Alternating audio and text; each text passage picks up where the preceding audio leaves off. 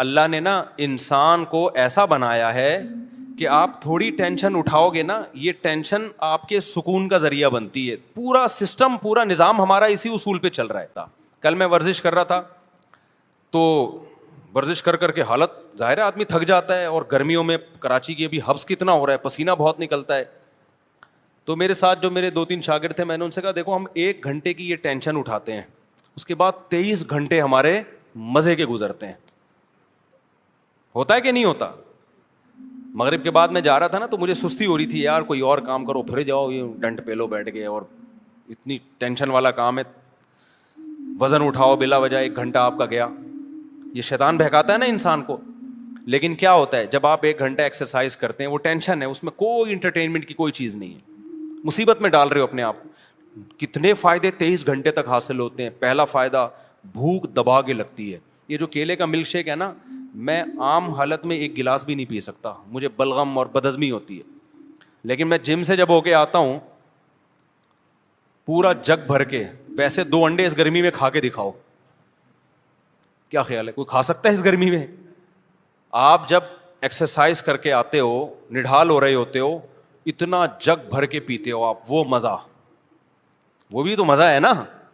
پھر اس میں آپ کھجوریں بھی ڈال لو, پستے بھی ڈال لو, بادام بھی ڈال لو, سارے. ایک تو مزہ بہت آتا ہے ایک ایک گھونٹ پینے میں, اور باڈی میں ایسا جذب ہوتا ہے غائب. 2 گھنٹے بعد یا 1 گھنٹے بعد پھر بھوک لگنا شروع ہو جاتی ہے.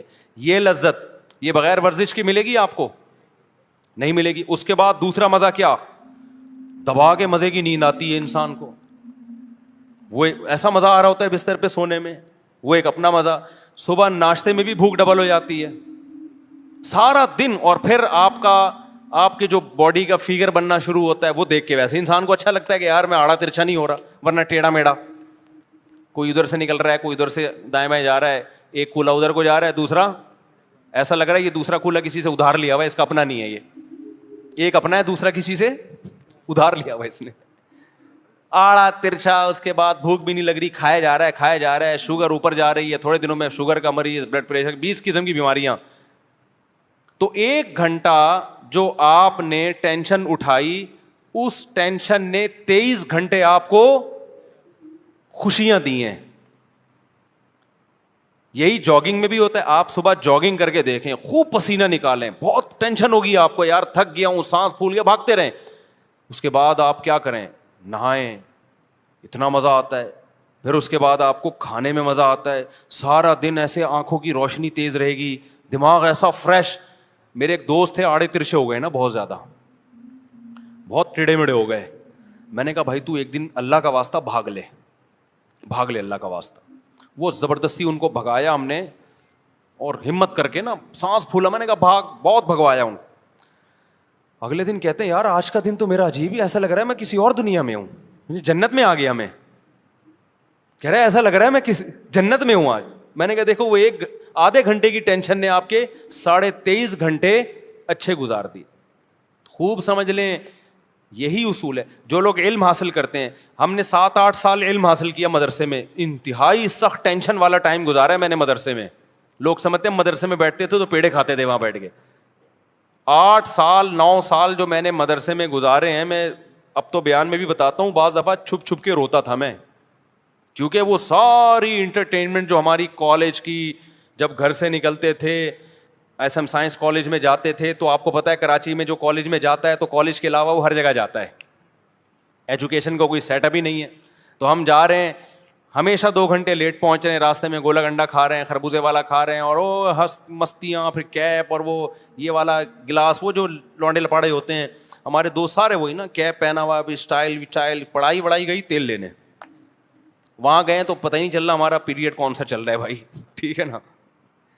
پھر بیٹھے, پھر امتحان کے دنوں میں کانپ رہے ہیں, تو پھر محنتیں ہو رہی ہیں, وہ کسی طریقے سے ٹیوٹر لگوا کے, جو ہی ہوتا ہے آج کل کہ بھائی پھر ٹیوشن پڑھ رہے ہیں وہ. لیکن مزے بہت تھے کالج میں. جب ہم مدرسے میں گئے ہیں بھائی, وہاں تو پڑھنا پڑ رہا ہے بیٹھ کے, رات 11 بجے تک مطالعہ. 8 سال ہم نے اس طرح سے. پھر فجر کی نماز کے بعد کلاسیں شروع ہو جاتی تھی ہماری, فجر کے بعد, فجر سے ظہر تک کلاسیں, پھر تھوڑی دیر آرام, پھر اس کے بعد تکرار, اسٹڈی, مطالعہ, عصر کے بعد بیان. 15-20 منٹ ہمیں टहलने के, चाय पीने के मिलते थे, उसके बाद फिर मगरिब के बाद मुताला स्टडी कर रहे हैं, फिर इशा के बाद, इशा से पहले खाना खाया, खाने के बाद फिर किताब लेके बैठ गए। 7-8 साल कंटिन्यू ये कंडीशन, आप सोचो क्या हाल हुआ होगा। लेकिन उस 7-8 साल ने मैं फारिग हुआ हूँ 99 में मदरसे से, वो 93 में गया था, 99 में फारिग हुआ। वो जो 7-8 साल थे, उस टेंशन ने अगले 23 साल से टेंशन फ्री बनाया हुआ है हमको। नहीं है बात मेरा ख्याल है समझ में? यानी उसने जो हमें आगे की जो जिंदगी थी वो क्या हो गई। अगर उस वक्त हम आवारागर्दी करते, अबे नहीं यार कौन पढ़ेगा मदरसे में यार, तो भाई चल कॉलेज में पढ़ ले, अबे छोड़ यार, तो अभी क्या कर रहे होते, बंटे खेल रहे होते हैं, स्नूकर क्लब में घुसे हुए होते कहीं, सही है ना, वो खेल रहे होते और बेरोजगारी के ताने दे रहे होते, अबे पाकिस्तान से भागो यार, यहाँ से, इस मुल्क में कुछ रखा हुआ ही नहीं है यार, यही बातें कर रहे होते। अबे तूने तीर क्या मारा है, तूने मेहनत क्या की है। 4 शादियां तो दूर की बात, अभी एक को तरस रहे होते। कुछ भी होता, और अगर उल्टे सीधे तरीके से पैसा आ भी जाता तो बहुत से लोग गलत तरीके से पैसा कमा लेते हैं। तो पैसे से करते क्या हम, जब इल्म नहीं होता तो वही पैसा आपकी बर्बादी का जरिया बन जाता है। मैंने पैसे वाले ज्यादा डिप्रेशन में देखे हैं गरीबों की निस्बत। हमारे उस्ताद हमें कहा करते थे 7-8 साल लग के मेहनत करके पढ़ लो, हमेशा आप मुस्तकबिल क्या हो जाएगा, उस्ताद हमें बताया करते थे। बल्कि हमारे उस्ताद तो हमें यहाँ तक कहा करते थे कि देखो जो चीज़ मार्केट में कम होती है उसकी वैल्यू ज़्यादा होती है। मदारिस के तलबा में आजकल मेहनत का जज्बा कम हो गया है, तुम अगर मेहनत से पढ़ोगे तो तुम्हारी वैल्यू बहुत ज़्यादा हो जाएगी। या तो सभी पढ़ रहे होते हैं ना बहुत मेहनत से, तो फिर तुम्हारी कोई हैसियत नहीं थी, तुम्हारी मेहनत ज़ाया जाती। उन्होंने कहा पढ़ने वाले बहुत कम है, इस तरह से हमें असाज़ा मोटिवेट करते थे। तो अब देखो कितना फ़ायदा हो गया उसका, चाहे दीन की लाइन में हो चाहे दुनिया की लाइन में हो। दुनिया के एक उसूल है कि जो अपने आज को कल के लिए कुर्बान करता है, थोड़ी कुर्बानी देगा, उसका आउटपुट बहुत ज्यादा होगा। उन्हीं दिनों में हमें याद है हमारे उस्ताद एक वाकया बताया करते थे हमें मोटिवेशन के लिए। कहते थे देखो जो लोग कुरान की तिलावत करते हैं कितना अटक अटक के पढ़ते हैं, तिलावत की अक्सर तौफीक भी नहीं मिलती, रोज़ाना प्लान करते हैं आज हमने आधा पारा पढ़ना है, आज 1 पारा पढ़ना है, फिर पढ़ा नहीं जा रहा होता, अब्बा मर जाते हैं उनके सवाब के लिए नहीं पढ़ा जा रहा होता कुरान उनसे। हाफिज क्या करता है 3-4 साल मेहनत करके रट्टा लगा के याद कर लेता है। ये 3-4 साल की मेहनत है, फल पूरी जिंदगी उठाता है।